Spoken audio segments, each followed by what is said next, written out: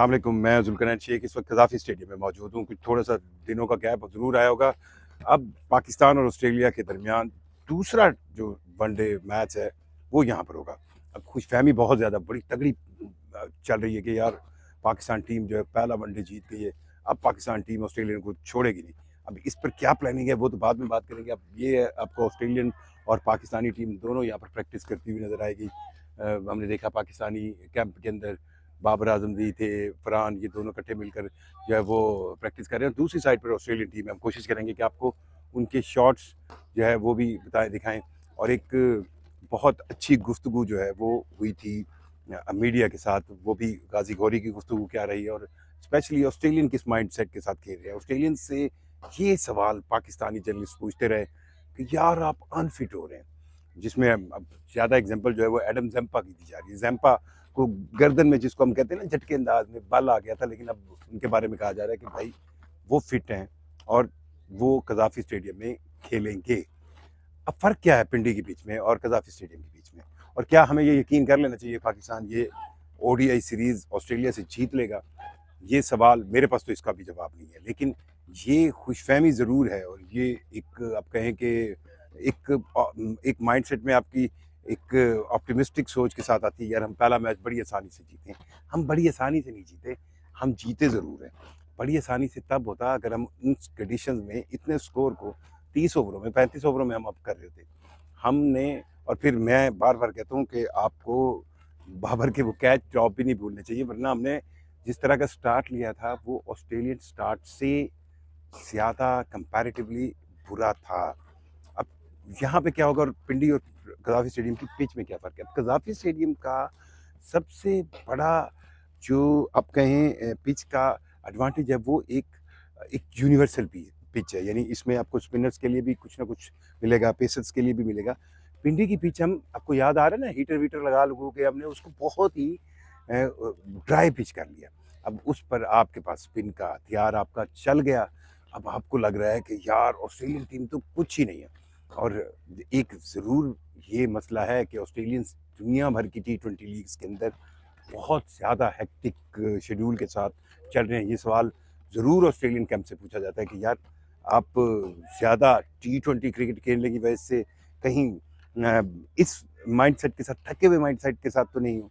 तो उनका तो जवाब यही है कि हम पहले अपनी जो है प्रेफरेंस वनडे गेम या वनडे क्रिकेट या नेशनल टीम की जो भी होगी एक कहें मसरूफियत, उसमें देंगे।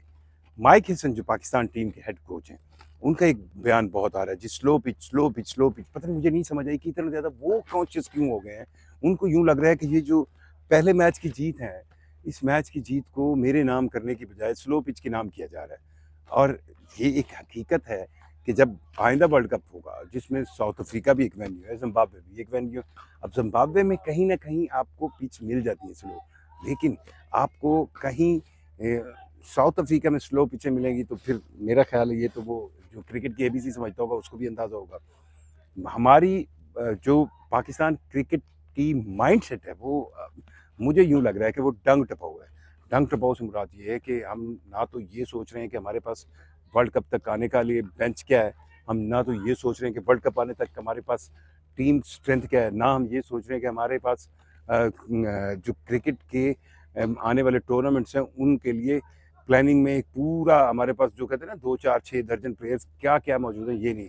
हाँ, हम ये ज़रूर सोचते हैं कि यार अगर किसी तरह ये सीरीज़ जीत जाएँ, अगर हमारे पास होम कंडीशंस हैं हम उनका फ़ायदा ले लें, अगर हमारे पास जो जो हमारे पास बॉलर्स हैं वो ऐसे बॉलर्स जिनको हम ज़्यादा इस्तेमाल नहीं कर सके, उनका क्या फ़ायदा लें। अब ऑस्ट्रेलियंस के बारे में एक चीज़ ज़हन में रखिएगा, वो इतनी जल्दी इतना रगड़ा खाते नहीं हैं। आप ये ना समझिएगा कि अगर वो पहला वनडे हार गए तो अगले 2 वनडे में आपको बिल्कुल वो लेटी हुई टीम नज़र आएगी। वो बाउंस बैक करने वाली टीम है। ऐसी टीम है जो कंडीशंस के साथ बिल्कुल जो है अपने आप को उसके साथ मुताबिकत दे लेती है। और इस वक्त जिस तरह की वो प्रैक्टिस कर रहे हैं उससे यही लगता है कि वो कज़ाफ़ी स्टेडियम के इस इन्वायरमेंट के साथ या पाकिस्तान के इस गर्म इन्वायरमेंट के साथ बहुत ज़्यादा मुताबिकत अब हासिल कर चुके होंगे। और 2 जून को जब ये मैच होगा उनकी बॉडी लैंग्वेज कुछ ऐसी होगी जिसमें आपको सरप्राइज फैक्टर मिलेगा। आप इस पिच पर स्कोर कितना होगा? कह रहे हैं कि यार अगर आपके पास 270 प्लस रन्स है तो आप कज़ाफ़ी स्टेडियम में उसको डिफेंड कर सकते हैं, और इवन चेज़ करने के हवाले से भी एक इतना ही टारगेट चेज़ेबल हो सकता है। लेकिन सबसे अहम चीज़, फिर मैं बार-बार कह रहा हूँ, पाकिस्तान की बॉलिंग इतनी एक ज़रूर होती है कि वो, अगर ऑस्ट्रेलियन टीम पहले खेले वो उनको कर्टेल कर सकते हैं, पर जो मसला है वो पाकिस्तान की बैटिंग में है। बाबर चल पड़े हैं, हम सारे बाबर की तरफ फोकस्ड हैं, पर बाकी बैटिंग लाइन क्या कर रही है? बाकी बैटिंग लाइन के पास क्या है? और क्यों हमारे पास ऐसे हालात नहीं है कि हमारे ओपनिंग स्टैंड से रन्स आएँ? वो क्यों नहीं हो रहा?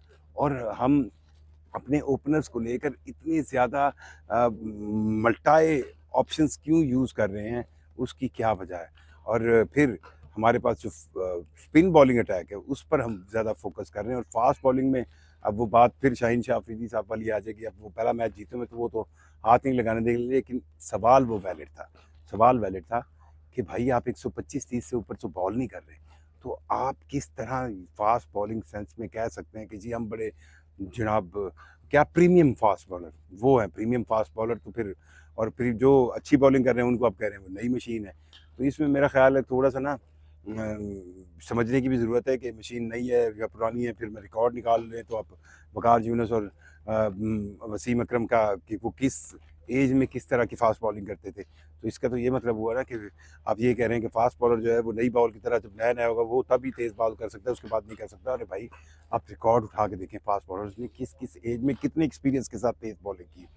इस कज़ाफ़ी स्टेडियम में पाकिस्तान टीम 1001वां ऑस्ट्रेलिया के खिलाफ अपना मैच खेलेगी, और अगर ये मैच पाकिस्तान जीत गया तो सीरीज़ पाकिस्तान की है, और मेरा ख्याल है उसके बाद पाकिस्तान क्रिकेट बोर्ड को भी सांस आएगी सुकून की। और अगर पाकिस्तान ये हार गया तो आपको सीरीज़ जीतने के लिए फिर कज़ाफ़ी स्टेडियम में ही दोनों टीमों के दरमियान मैच देखने को मिलेगा। तब तक मुझे इजाज़त दीजिए। अल्लाह हाफ़िज़।